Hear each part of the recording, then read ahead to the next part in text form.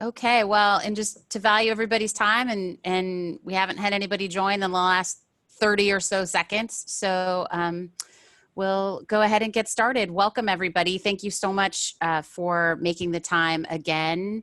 As if the challenges of the COVID pandemic were not hard enough. Obviously, since last we met, we've been reminded of fire season here in the Bay Area. So I hope that you are staying safe. I know just too many people are displaced and just devastating to the regional economies that are affected. As a reminder, we're conducting our business this morning as a Zoom meeting rather than a webinar, so we can use the breakout functionality. We ask that you ensure that you are on mute when we are in the large group unless you are speaking. Please note that members of the public interested in this work are able to join via Zoom, and we'll have them join as participants in our small groups to help inform our work. As we did with our last meeting, we will take a moment to let those task force members who have not yet participated to introduce yourself. I'm going to see if I can look around the Zoom and find folks. We're not going to have everybody do that, just in the interest of time. But I did want to just go ahead and I know that Heather, I think I saw Heather Fontanella. Heather, can you take a second to introduce yourself to everybody? We're so glad to have MDUSD on board.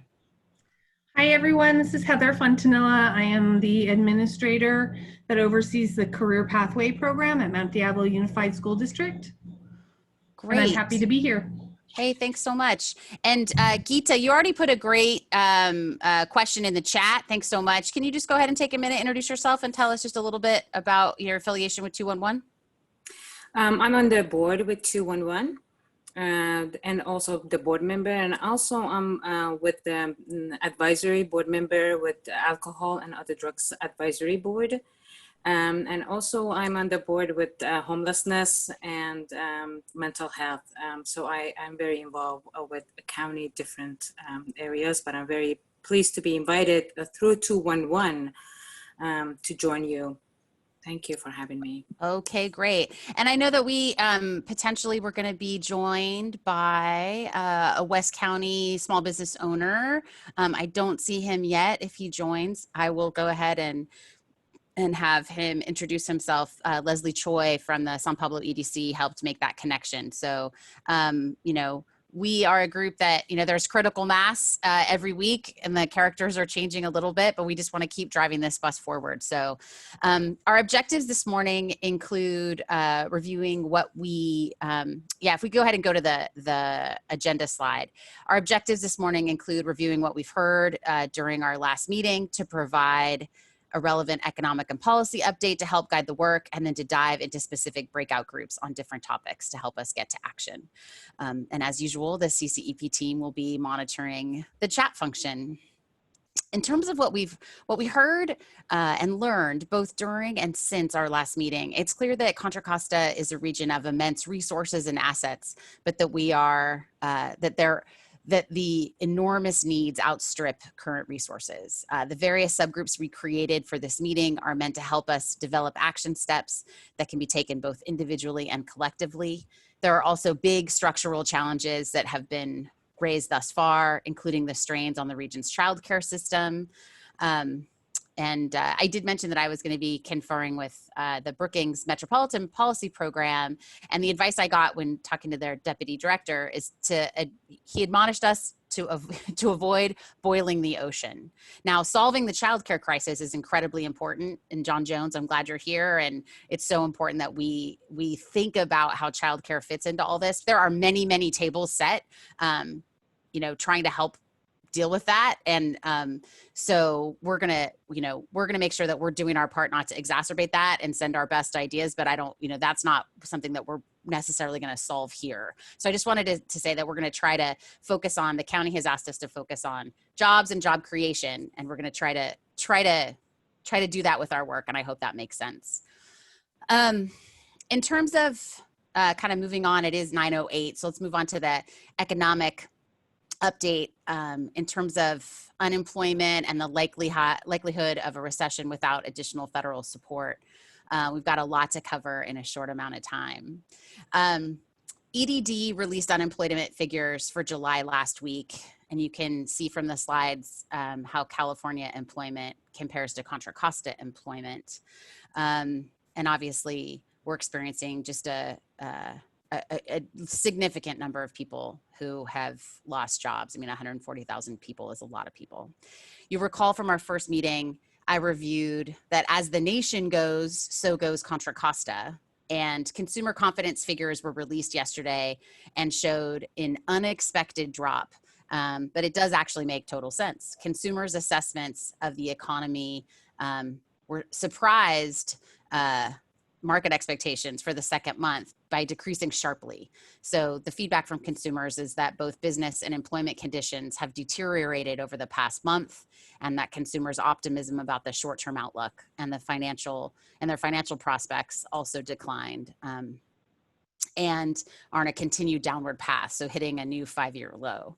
I don't mean to be starting our meeting as a total downer, but while spending has remained strong, consumers remain pessimistic about the short-term outlook and concerned about the longer-term outlook, and their outlook for the labor market was also less positive. So overall, consumer confidence remains fragile and highly dependent on fiscal stimulus that's directed at households and on the course of how we deal with COVID-19. As many of you are aware, negotiations in Washington, D.C. have not gone well, and there hasn't been agreement on a fourth stimulus plan to help address economic fallout. Last week, Senate Republicans introduced what's known as a skinny bill that contains a much smaller package than was passed in May by the House in the HEROES Act. It contains a $300 unemployment insurance supplement rather than a $600 weekly supplement. That expired in July, and does not contain any additional funding for state and local government. So as I've said at earlier meetings, while federal relief is incredibly important to California because of our current budget assumptions, as well as the ongoing challenges to the economy caused by the pandemic, we need to be conservative and assume that no additional funds will be expended. So yes, recession is expected and will be much deeper without additional federal action. I just think it's honest. It's important to be kind of very realistic about how what we're dealing with. So we have one more week to watch the state legislature in Sacramento. Monday, August 31st is the deadline for action on legislation in this session.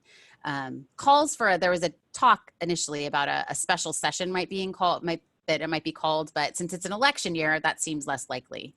So considering the challenges associated with achieving helpful action in Sacramento and Washington, we need to harness all available public and private dollars to support the recovery that we can here. So in the next couple of minutes, I want to highlight one example of CARES Act investment that has helped address both rising unemployment and the vast needs caused by the COVID-19 pandemic. And that's the development of the Birmingham Service Corps. Here's a quick news story about the program. Lindy, can you tee that up? Yeah, I'm hoping you'll be able to hear it through my screen, so let me know. Find some opportunity and some hope in the midst of this coronavirus crisis. Catherine Patterson tonight with the Birmingham Service Corps and how they're putting people, many of whom have lost their jobs, back to work, all on a mission to meet our community's needs. Many people are out of work right now, but there is still a tremendous amount of work that still needs to be done, like helping people get access to medical care or food delivery service. And people in Birmingham, they don't want to sit on the sidelines. So right now, the Birmingham Service Corps, which was launched by Birmingham Strong, will pay volunteers to work on projects that solve community needs related to the coronavirus crisis. In the last 2 weeks, Birmingham Service Corps deployed nearly 100 unemployed workers into paid hourly jobs, like a call center to help public housing communities screen residents for symptoms, and a meal prep and delivery project to feed Birmingham City School students. The city of Birmingham allocated $1 million to support this effort, and support from private donors is also helping with pay for workers. This is an opportunity for us to recognize really the talent and capacity of our residents and bring them in, empower them to meet these needs as they continue to evolve and emerge. And they're also working on a project that's going to launch early next week that would provide safe medical transportations to patients to and from testing sites. If you want to apply, or if you're a business that wants to get involved, go to the story on our WBRC News app. Catherine Patterson, WBRC Fox 6 News, on your side.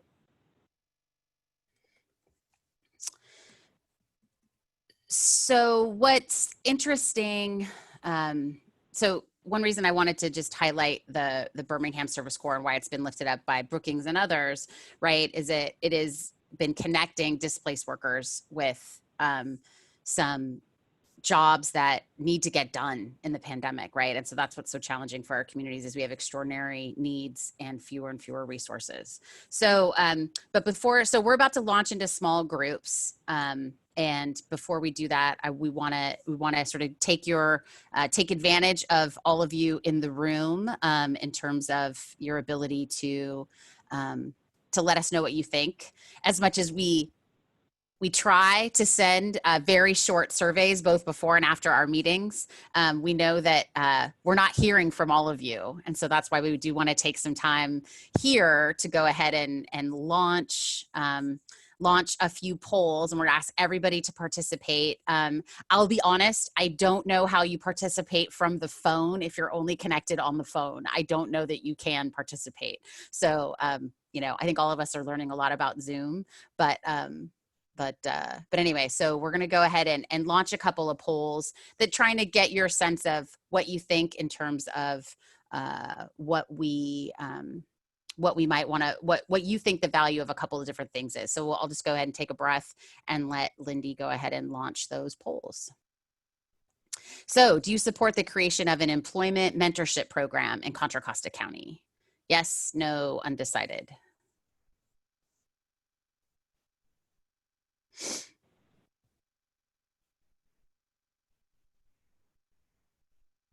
Go ahead and take a minute.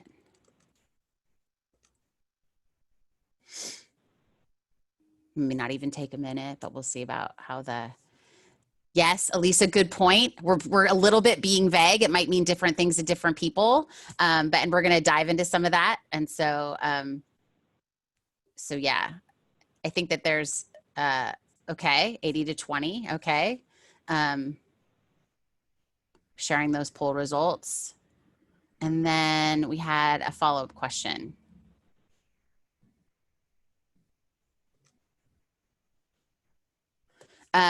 Trying to find out who among you, if you're an employer or an organization that has on-the-job training, some sort of different options. So paid internships, apprenticeships, and on-the-job training, that's OJT. Unpaid internships, apprenticeships, and on-the-job training, both paid and unpaid, and unsure or don't know.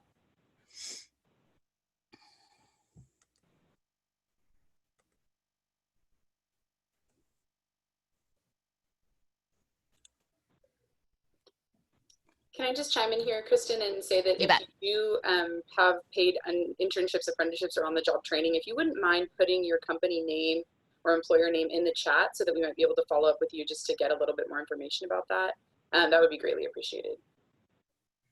Okay, great. And was there another question, Lindy, or was that it? Just those two? There's one more. Okay, that's what I thought.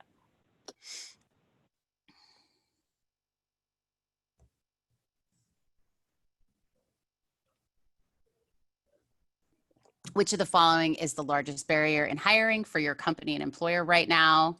And then you can see those responses: lack of local qualified applicants, lack of local training programs, lack of funding for needed positions, other, unsure, don't know.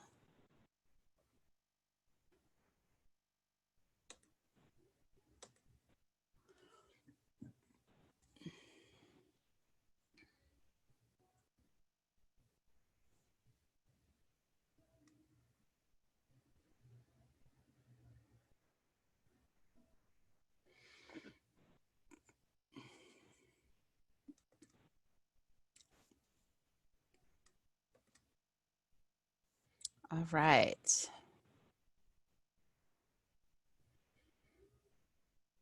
Yeah.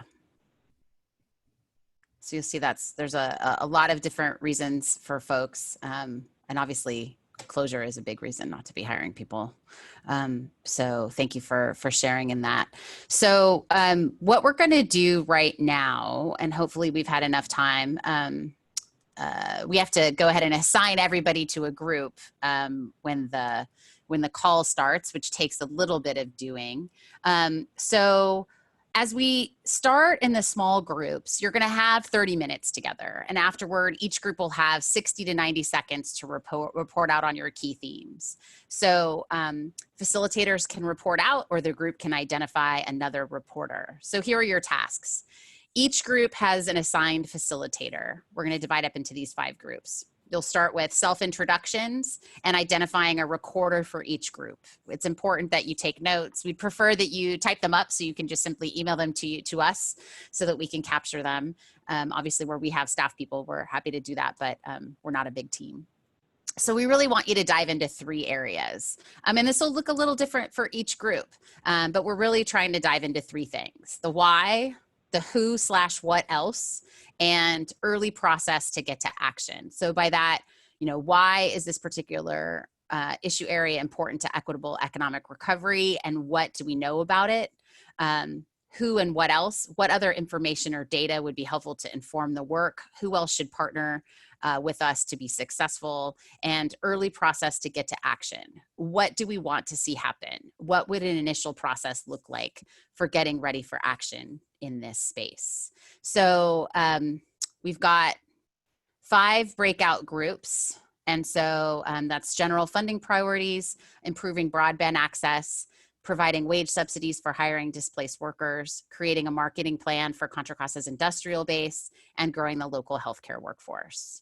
So we're going to go ahead, and if you didn't select a small group, or just assigning people and filling up the groups, and then we'll be back here at about 9:45 in the large group to report out. So if you have any questions, let us know, but I'm looking forward to the conversation.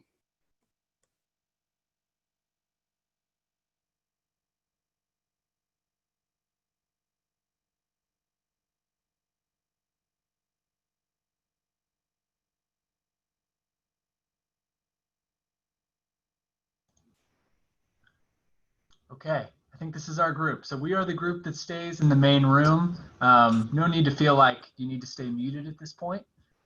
Once we're in these smaller groups, I'm less concerned about, a lot of background noise and that kind of thing. And I wouldn't want you to miss any of your great insights as we get rolling here. So 1 second, let me transition. All right, so does it still show up in the chat, those 3 areas that Kristen highlighted for us to? Yes. Perfect. Okay, so that's helpful. So you are in the group that's talking about general funding priorities. So this is certainly the broadest, but kind of the one that's trying to unpack if there are any $1 million ideas waiting out there that we can invest in, that all of you have seen has been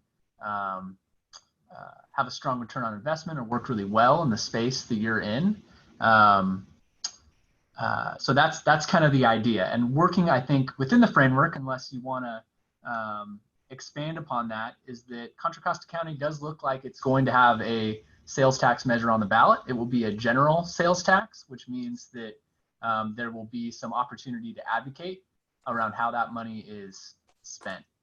And with the idea that the county has some skin in the game in this task force, I do think that a recommendation from it may prove to be somewhat effective. So that's one of the reasons that we wanted to dive in there. So I didn't know if anyone, so the first question was within our, was the why. So why is it important for equitable economic recovery, and what do we know about it? I think that there's opportunity there because it's going to be a general sales tax for us to advocate. But if anyone else has other reasons why, us being specific about, general budget advocacy is important. Anything else to add there? Well, the sales tax that you're talking about, that's the one that's specifically around children and youth, though, correct? Yeah, but so it's being put on the ballot as a general, which means that it won't be allocated through the measure. So it'll pass with 50%. But I mean, certainly that's part of the Yeah. Okay. Well, I just want to. I think when you look at the wage, the employment stats show the people who are affected the most are your lower wage workers, and those typically are coming from communities where they have, you know, increased needs for family needs. You know, I think that Birmingham is a good example of where those types of services would probably most be delivered. In our organization, we provided a lot of subsidies for essential workers so that they could acquire childcare and be able to work during the shelter in place. And we found that the areas where we got the most requests were more of our lower income areas, our lower wage earners who didn't necessarily have the ability to work from home. So it's just how do we make sure that workforce is still intact and able to participate because of their lack of ability to stay home and do their jobs. And I think Ruth has been actively involved in that measure, so she may have more she can add. Is there a certain amount, like a line item that's like would take care of certain communities in Contra Costa County? Like, do we have an idea of what that budget ask would be if we were dreaming as far as $1 billion? $1 billion. $1 billion? Yes. Give me Okay. a blank check is what you need. Yeah.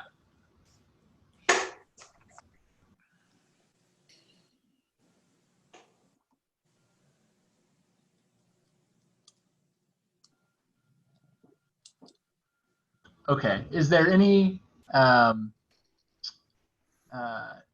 information that any of you feel like is lacking in helping to make recommendations for around, you know, general funding for things we can do around the county? Hey, Mark, really quickly, the sales tax initiative, how much is that anticipated on bringing in? About a little over $81 million a year. Going to the general fund.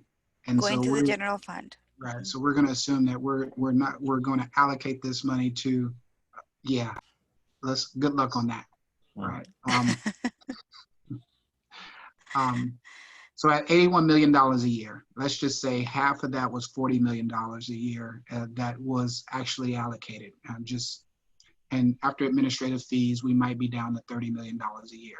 What does $30 million a year do for this initiative in Contra Costa? What can it do? What if we were to prioritize where would that money would go? Where would it go and what will we do with it? I think for this, if we're talking about this year, we should give high priority to those who are most negatively impacted by the crisis, by the COVID crisis right now. So how do you decide that? How do you decide who's the most negatively impacted? I think one sector that really is in need of help and rescue is the small business sector. They were the ones really who were who closed or suffered from reduced income. I mean, at least that's one sector that I can think of right now. Mm-hmm. And if you think about it, that's what the sales tax is going to depend upon, the small business being able to generate those funds. Amen. Exactly. Mm-hmm. Well, I have to say I have been involved in the sales tax working group, and there are still, one of my concerns is, you know, it is a general sales tax and it's not solely dedicated to children and youth, which is exactly one of my concerns. But we did work hard to include in the needs assessment childcare and early learning, just because when you look at just family as a basic unit of society and just, you know, childcare is essential for parents to be able to have the bandwidth and the peace of mind to work from home. And there are many other early learning pieces that we included in there, including early childhood mental health and assistance with school and early learning activities. But I think that in addition to what's been said in the small businesses, many of these families are low wage. Many of them don't have benefits. So it's going to have to be a rubric of a combination of income, and we do have data on pockets of the county that have the highest needs based on income and unemployment. I don't know what the unemployment rates by region, but it's going to be a hard task, that's for sure. And public safety has been another piece that's been, front and center given the current times that we're living. And so it's not going to be easy to make a decision. I agree with you. Right. It's going to be very hard. So Ruth, let me ask you, it's a chicken or the egg question. Do we support, and I do recognize that we did write, or you did write, childcare advocacy in the proposal. With that said, is childcare the primary, or is the businesses that hire the people in order to have a need for childcare the primary? It's kind of the chicken before the egg, What are your thoughts around? I think they go. I think they go hand in hand. The businesses, people wanting to work or build these small businesses, would also be needing, people who want to work or to establish businesses would be needing childcare, and of course you cannot work without childcare, right? And on the other hand, we also, on the other hand of is the fact that these childcare providers also belong, they also are small businesses. So I think that is why the issue about childcare and early education is really at the core of all of these. Yeah, I would agree with that. And I think that the pandemic and the virtual world that we're living in has really heightened the need for just having additional support and additional, it's childcare and early learning support. And that can look in different ways. And, it doesn't always have to be childcare. Sometimes it's just having access to, as a parent, to have, for your child to have early learning experiences, even virtually now. I mean, my nieces, I can't believe it. I have a nephew and a niece, they were telling me, Tia Maggie, I have my Zoom account and I have to go to my meeting. They start early on. and I said, you have to go to your Zoom meeting? And I said, yes, me too. I mean, little kids are going into Zoom meetings now. And so there's a lot of things that we're redefining in this moment that has to do with early learning, and it has to do with this dual connection with parent-child and the ability of the parent to have not only the time, but the mental and emotional bandwidth to be available. So in addition to, we usually traditionally think of childcare as, a service that is available as you go away, but now you're all together in the same place, and it's not childcare all day long, but it's a mixture of early learning activities and opportunities. And so it's a hard one. I think they go hand in hand. I agree. Yeah. And now too, with schools going virtually, yeah. That's also putting a big burden on folks too, maybe that they were able to work, but now they need to feel they need to be at home to help their children do their virtual learning. And it's, it's one thing after the other, it seems. Yeah. And in fact, in our organization, on top of, dealing with this COVID, making the place safe for COVID, we're dealing with staff who are unable to work because of childcare, whereas before they could drop off their children and go to work. Now they're at home, children are distance learning, they cannot leave home, they cannot work even if they're home, and we're trying to solve that right now. So Letty, is childcare even available given our pandemic status? It is available, but at a much reduced capacity. And the landscape also has changed. Whereas the distancing requirements have really impacted on the number of children that a childcare facility can have, right? You can't have many children with the social distance requirements. Plus the fact that with parents unemployed, they cannot afford formal childcare anymore. And so it's really a problem, an issue. Yeah. Yeah. And, you know, and I think after this pandemic is over, we may change our behavior in terms of how we work. And in this county, you know, I live in East County, and East County is heavily a commuter county, meaning we all get up in our cars, get on the highway, and travel somewhere else. If there was advocacy to bring more jobs out in this area, that could offset some of the changes that's going to be in the work world, meaning that you know, people will be closer to their jobs. They'll be more available for their kids. We'd be able to have a more flexible scheduling. You know, it wouldn't necessarily have to be an 8 to 5. People can structure things, because I think a lot of things are going to be kept in place. You know, Letty and I work together, and our staff are all on staggered schedules. They work evenings, weekends now. It's no more than 9 to 5. And I expect some of that to stay permanently. So we want to make sure that our staff have the ability to, you know, do their work well while also attending to their family needs.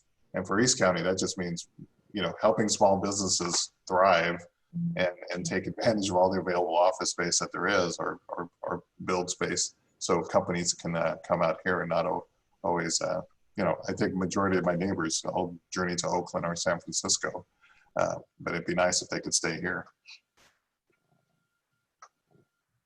And again, it's like what Vic was saying about the chicken and the egg. It's also the chicken and the egg for, in that regard.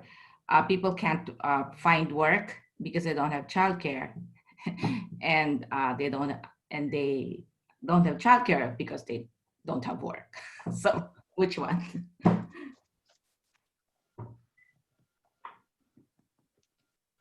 Yeah. Ruth, you were involved in the process. You've been involved in the process with the sales tax, it sounds like. So since that process has started to today, have any of the recommendations that the group made shifted, or has your idea of certain priorities that the group set changed at all, or wondering if there was any?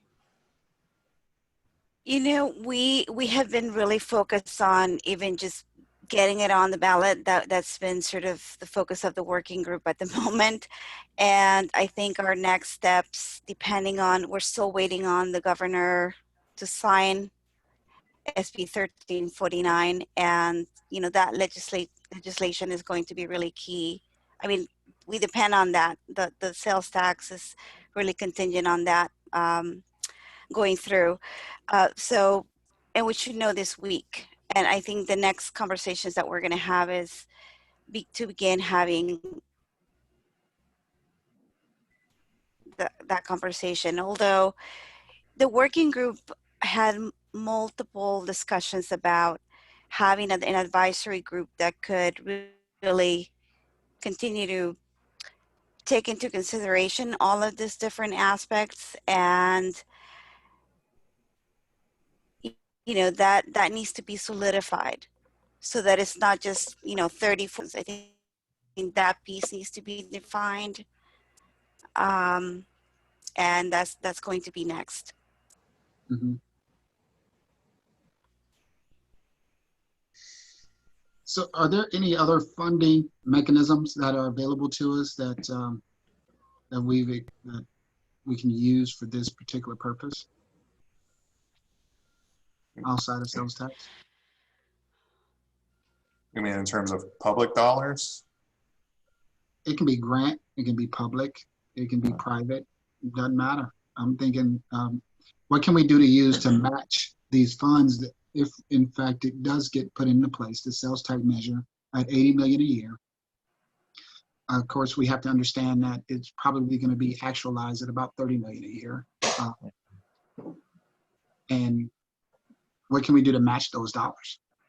Right? I think that's the purpose of this particular, you know, group, is to understand what our mechanisms are in order to fund this equitable disenfranchisement.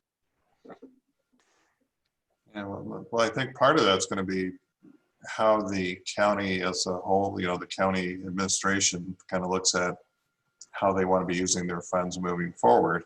You know, I know with all the talk with the recent events about defunding police, and from my point of view, it's not about defunding them, it's allocating those dollars to where those services can allow police to actually be police officers versus having to be mental health therapists and all these other things. So I think they're going to have to kind of really look at what the available dollars are and how they want to allocate those, and not, because I think the worst thing they could do with this tax initiative is just look at it to plug existing holes, because it should really be there to kind of help generate savings in other places so those dollars can be allocated more appropriately. But we typically, you know, look at where all the gaps are and just use it as a way to fill those gaps, and then we just create new gaps. So I think it's almost, we're going to look at the whole pie and look at what dollars can be trimmed and where they should be reassigned, and include these dollars as part of it. So it's making this a higher priority overall that will, you know, kind of set a way to fuel it. I have to apologize. My cat just loves Zoom, and so she's running across my screen all the time. I think there's also opportunity for greater and closer partnerships between business, private, public, you know, business and government, and the academe or the education sector, so that there's more training, job training, workforce training, funding, and you know, employment from businesses in the private sector. Plus, of course, the funding from the government or public sector. I think it should be a triangle.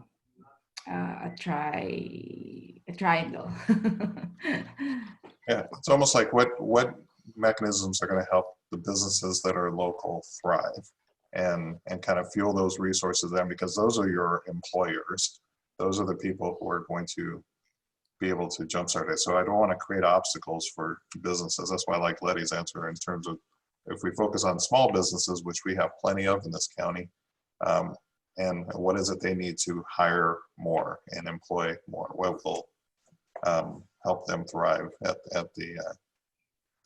their highest level. And that's a worthy investment, because especially if you look at retail, if this is a sales tax, then the sales tax is dependent upon our retail being strong.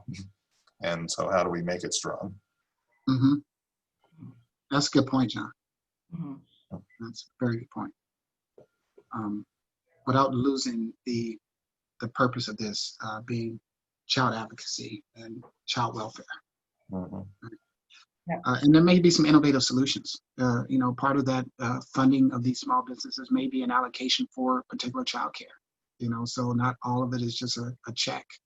Maybe it's an incentive for them to hire people with the understanding, hey, if you come work for us, we'll pay your childcare given what the county is offering us, right? So that may help. So I think we can be innovative about how that is distributed. I'm more concerned on, quite frankly, on the dissemination of a little bit of money over a lot of businesses, and is that dissemination going to be worthwhile for these businesses to take advantage of? And I'm just going to throw crazy numbers out here because they have no legitimacy at all. But if I give a business who grosses, you know, $1 million a year, a small business who grosses $1 million a year over 12 months, you know, that's a little over $100,000. I'm sorry, a little less than $100,000 a month. What is a few $100s going to do to help their payroll? You know, what is a few $100s going to do to help incentivize people to come work for them, and to help pay for childcare?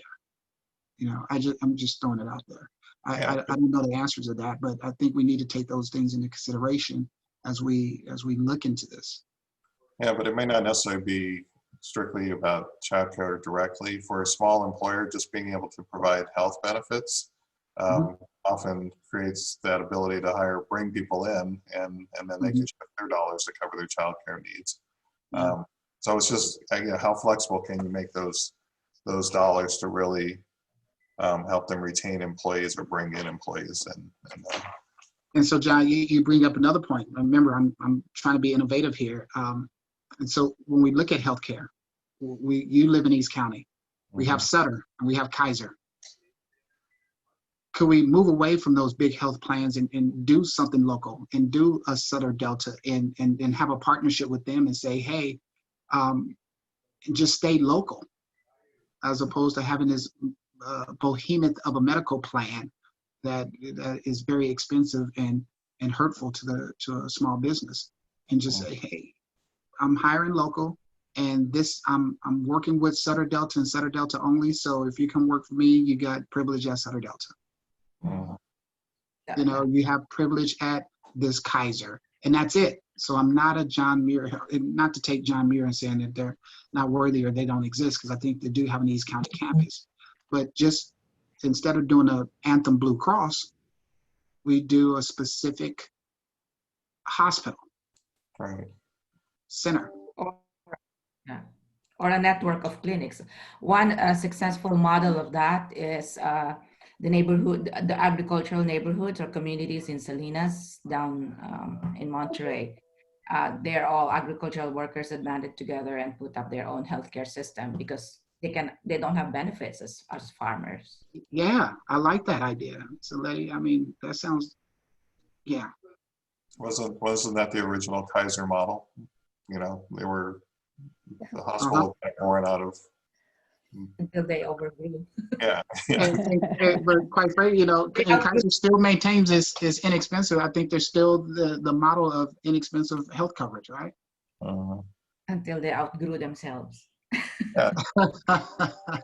Yeah, but you know, I like that idea, but that's an incentive for businesses to kind of locate and hire locally, or at least keep, you know, it benefits people who are working in East County or living in East County, you know, that your healthcare is also there.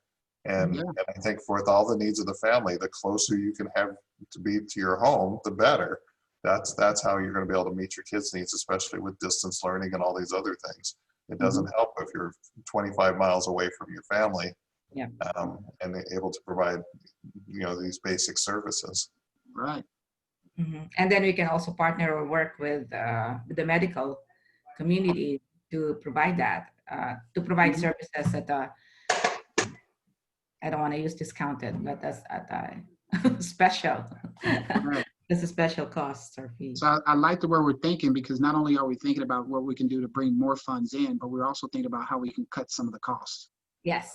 Right. So I love that. So I hate to interrupt it. Glad we had it. It's always like as soon as you get a good conversation going, time starts to be up.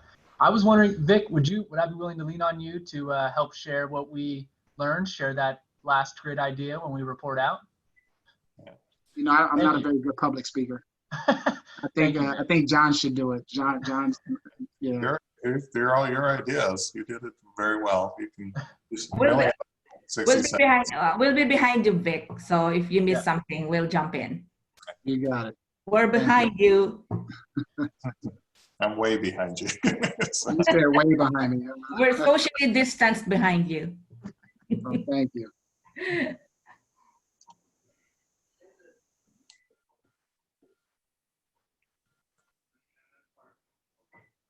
Not a problem at all. I'll start taking some notes. So those of us in our small group about wage subsidies, we started hitting the leave room button just to get back to the main group. So for crashing your party, Mark, I apologize. So everyone else should be back in about 30 seconds. Okay, cool. It is occasionally okay to have a moment to take a breath and take a sip of tea during a meeting. We don't have to be going at all times. So I like 30 seconds. I was just putting the pressure on Vic to be our report out. Okay. So he's appreciating the time too. He's very focused now.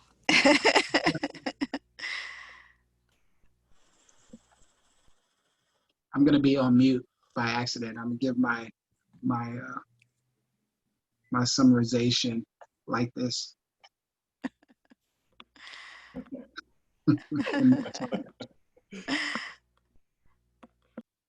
I have mastered that art. All right. We're back, Kristen. Okay, great. Well, welcome back, everybody. I hope that those were some initial conversations that proved fruitful. Being mindful of time, I thought we'd just go through and hit on those 60 to 90-second report outs about kind of key themes and what identify any data needed to address issues and any early action to take as organizations or as a task force. So can I go ahead and lean on you, Bob Linscheid, in the Broadband Access group to lead us, be the leadoff hitter here? So I was a facilitator and also the note taker, which means I'm the only one that can read my writing. So the broadband issue is quite vast. We didn't really understand how it was absolutely affecting every corner of our population, whether it's seniors, young people in school, low-income families, small business. Everybody appears to be impacted by this. And so our group has decided that we're also going to meet before the next 2 weeks to come up with a more specific area of plan. But let me take you to some quick action steps. Creating awareness of how this impacts all generations, we think is important. We think there's a need for more ISPs options.